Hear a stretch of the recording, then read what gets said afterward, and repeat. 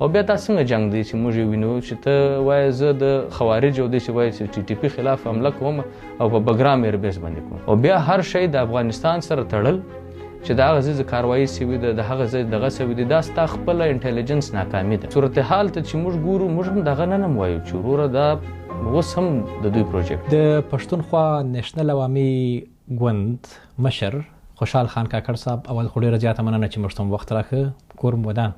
ډېره مننه خدای نور صاحب ستا او د ډي ډبلیو. تاسو 2 کال وروسته د پاکستان ملي اسمبلۍ ته راغلی. دلته د هر استازي لپاره 15 کاله وخت دی، یوازې 3 کاله مو پاته دي. فکر کوئ چې په 3 کاله کې به هغه سې کار لکه په 15 کاله کې چې څوک کوي تاسو وکوئ که نه؟ لکه څنګه چې تا وویلې چې د قومي اسمبلۍ و هر یو غړي ته 15 کاله ورکول کېږي چې دوی د خپلې حلقې نمایندګي وکړي. بدبختانه چې دا 2 کاله زموږ په دې جنګ کې تېر شو د سیټ دپاره او د دې غړیتوب دپاره چې کومه دانلې شوې وه. 3 کاله یا 15 کاله به زه دا وایم چې هغه غړو لپاره په هغه ملکونو کې چې هلته انصاف وي، هلته قومي اسمبلۍ او داسې اسمبلیانې و خلکو ته خپل حق ورکولی شي، نو ته کولی شي په 15 کال کې خپل حق راوړې. د پاکستان په اسمبلیانو کې په دا 1 کالو کې موږ خپل حق نه دی راوړی. البته چې کومه نمایندګي ده پر روان وختونو کې په دې 3 کال کې چې د علاقې کومه نمایندګي ده، کم غږ دی د دې پښتون قام او د نورو محکومو قامونو، دا به وي چې بې غږه به نه وي، د دوی غږ به په دې اسمبلۍ کې پورته کېږي. او که چېرته غږ ته راسو او د محکومو قامونو یا د پښتنو د حق خبره کېږي، نو ستاسو والد صاحب محترم سینیټر عثمان خان کاکړ صاحب چې کله سینیټر و نو هغه د پاکستان یو له زړورو سینیټرانو بلل کېده او خلکو چې مینه ورسره کوله هغه وجه دا وه چې هغه به د هر چا لپاره غږ پورته کاوه. تاسو به آیا د همهغه په لاره باندې روان یاست که نه لږ به مو لاره بدله وي، هماغسې زړور به یاست که نه؟ ملي شهید عثمان خان کاکړ موږ ته 2 شیان را زده کړي وو. یو دا و زړورتیا، بل دا و سیاست لکه عبادت او د ولسونو خدمت لکه عبادت. چې په کومه لاره باندې دی روان وو یا د چې کوم سیاست کړی و موږ ګرد ژوند هغه سیاست لیدلی.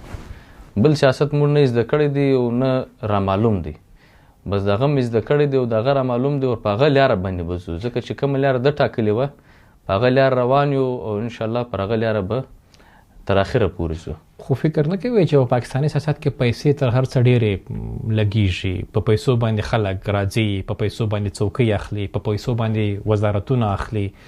په دغسې یو ماحول کې چې هر څه په پیسه باندې دي، په خپله نظریه باندې پاتې کېدل یا د خپل ګوند په تګلاره باندې پاتې کېدل ګران به نه وي درته؟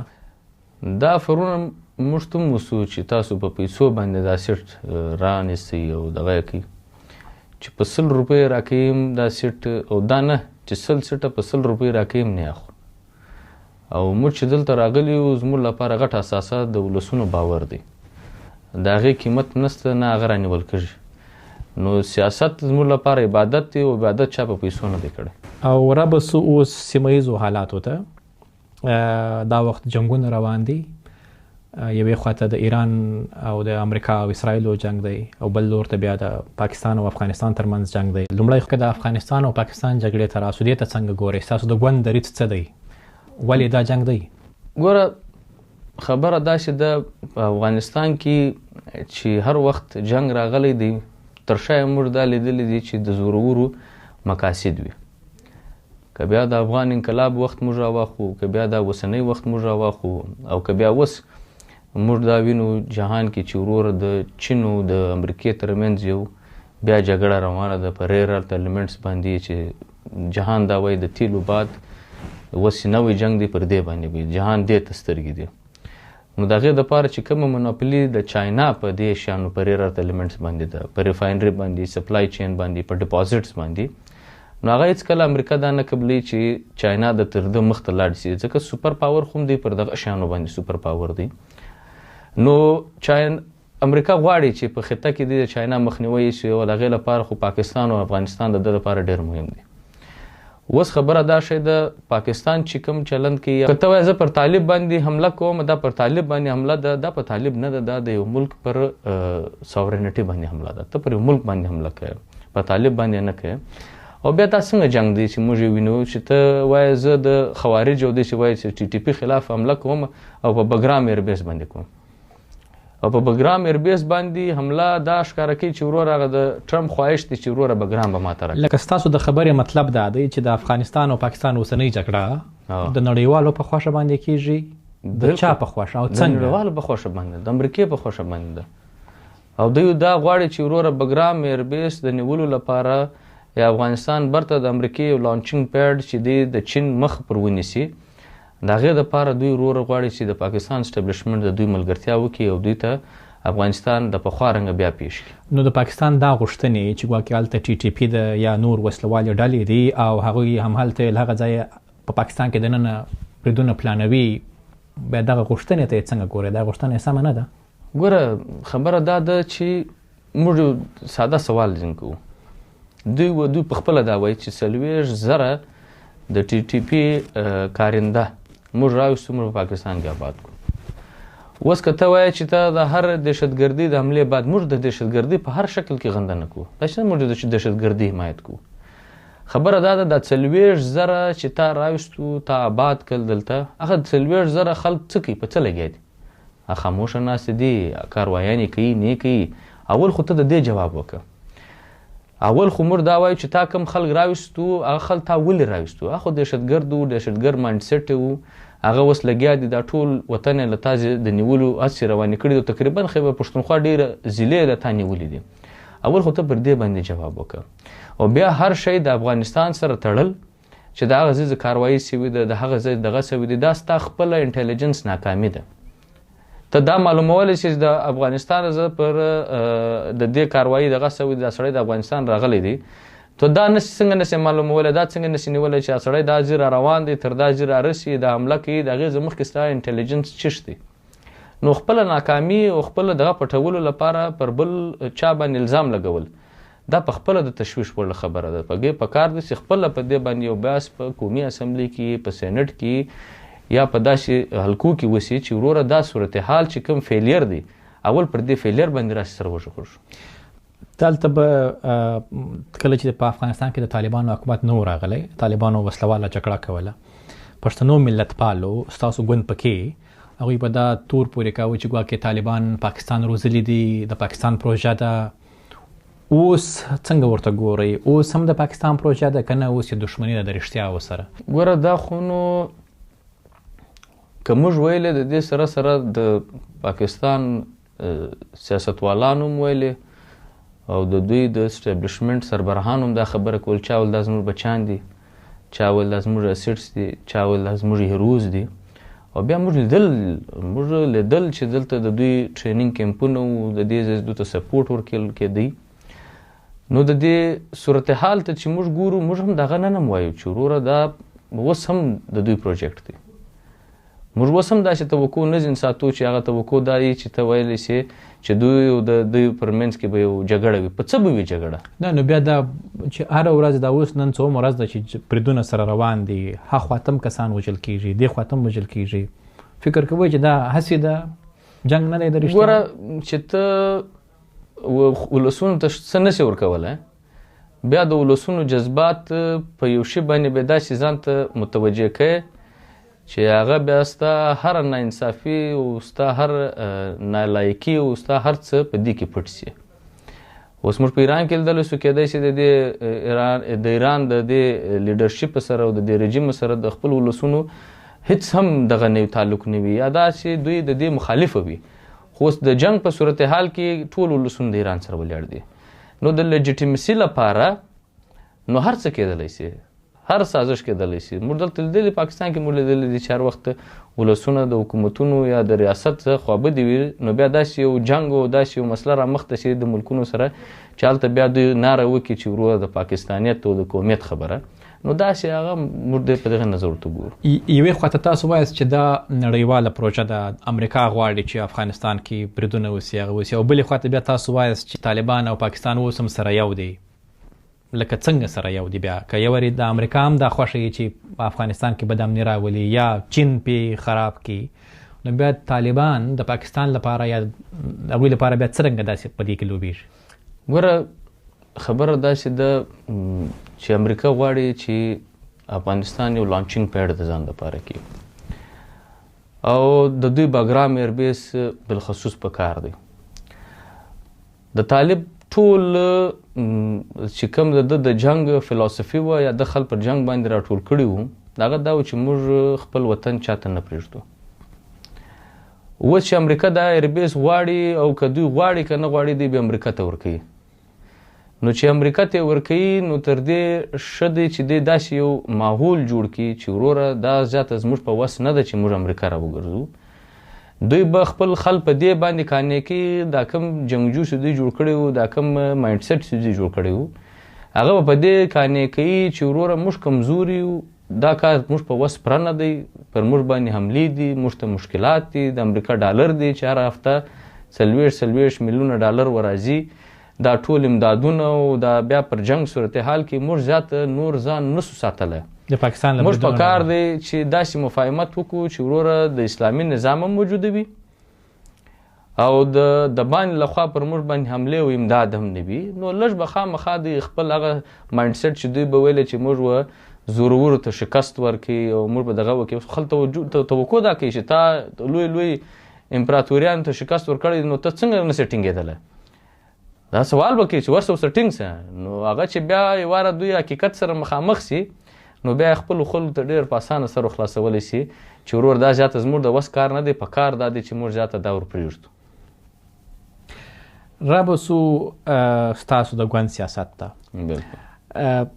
ستاسو له پخواني ګوند څخه لارې له دې وجې بیل سوې یا وایستل ځینې مشران یا تاسو لارې بیل کړې خو په ګوند کې دننه مخالفت په دې باندې راغی چې ستاسو پلویانو دا ویل چې د ګوند مشرتابه چې دی یا د پښتونخوا ملي عوامي ګوند مشرانو له خپلې تیرې تګلارې سرغړونه کړې ده تګلاره یې بدله کړې ده بل لور ته روان دي او موږ په هماغه زړه تګلاره باندې روان یو. اوس پوښتنه دا ده چې ستاسو او د پښتونخوا نېشنل عوامي ګوند او د پښتونخوا ملي عوامي ګوند پر تګلارو کې څه فرق دی په افغانستان باندې په پاکستاني سیاست کې توپیر چیرې ښکاري چې موږ ووایو چې هغوی لاره بدله کړې ده او تاسو لاره نه ده بدله کړې؟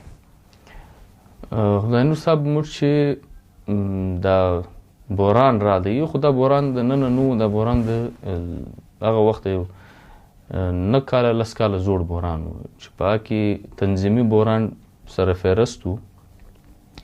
په آخري وختونو کې چې موږ سره جلا کېدو نو که ستاسو یاد وي موږ پر دې باندې خبرې سره کړې وې 2-3 شان داسې وو چې هغه 2-3 شان موږ دا ویلې چې دا زموږ پر تاوان باندې دي. یوه خبره دا وه چې وروره موږ په کار د TTP سره ښکار نه کړو بند دا زموږ د وطن خلک دي.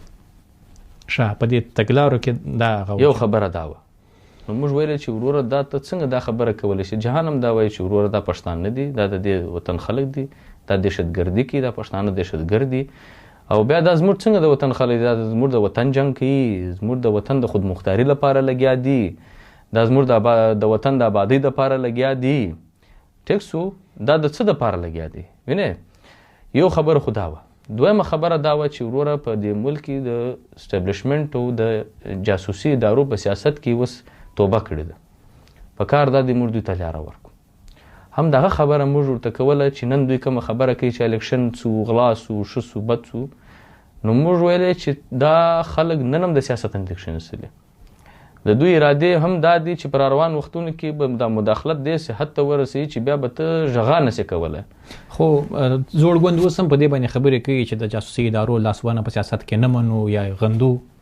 دا خو نو ګوره د اوس خبرې دي نو چې کم ټایم د کولو ټایم هغه ټایم نه کولې لکه تاسو د کم وخت ذکر کوئ چې کله ګوند په حکومت کې وو؟ نه نه نه نه نه له دوه حکومت راوروسته موږ جلا کېدو زه د دغه وخت خبره تاسو ته کوم دا د 2022 خبره ده غالبا دا که تاسو په یاد وي دا د 9 اکتوبره د شهیدانو د ورځ د جلسې د وخت دا خبرې سره روانې شوې نو د وخت په مناسبت باندې دا خبره کول موږ به دا بیس کولی چې وروره دا خل د سیاست لاس نه اخلي.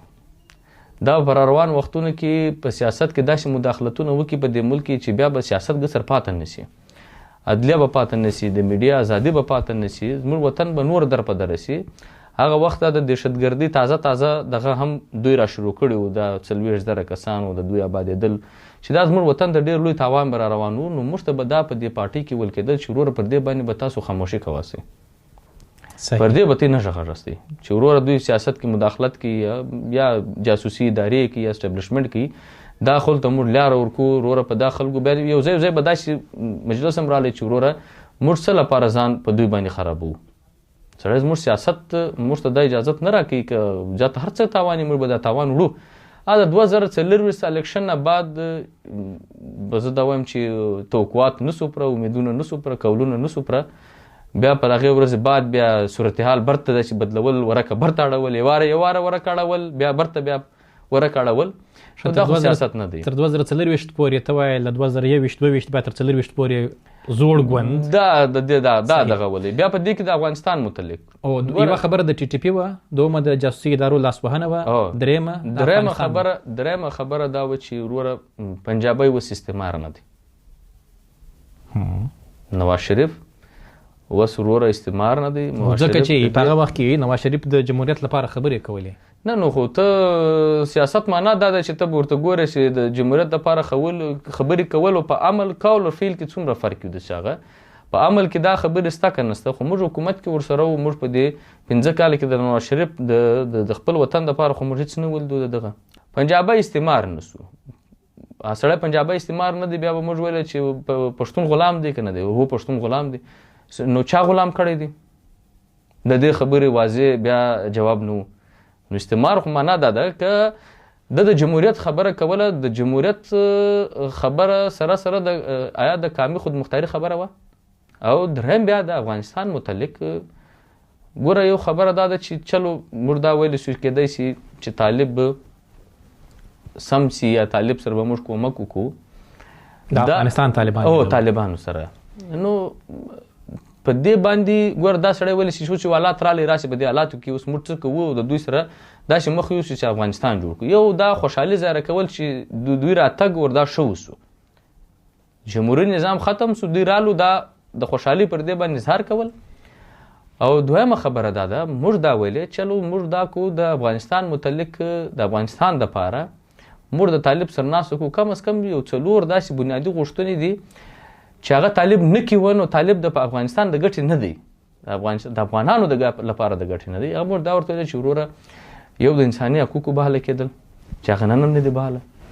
دویم موږ دا ورته ویل چې وروره ټول شموله حکومت چې افغانستان متحده پاتې شي، د افغانستان کې دننه د قومي تضاد را نشي، د قومونو او بیا د افغانستان د ماتېدو چې کومه خبره هغه وخت ډېره زور نیولې وه. اوس هم دا هڅې دا نه دي چې وروره طالب پښتون دی او د پښتانه دپاره دی او دا د نورو قومونو خلاف یو قوت دی. دریم موږ ورته ویلی چې یو جرګه راوغوښتل شي، حقیقي جرګه چې وروره د قومونو هر مشر معلوم دی. او څلورم موږ ویل چې قانون اساسي ورکړو، انتخابات وکړي. د پښتونخوا نیشنل عوامي ګوند مشر خوشحال خان کاکړ صاحب ډېره زیاته مننه. کور مو ودان چې ډېره مننه.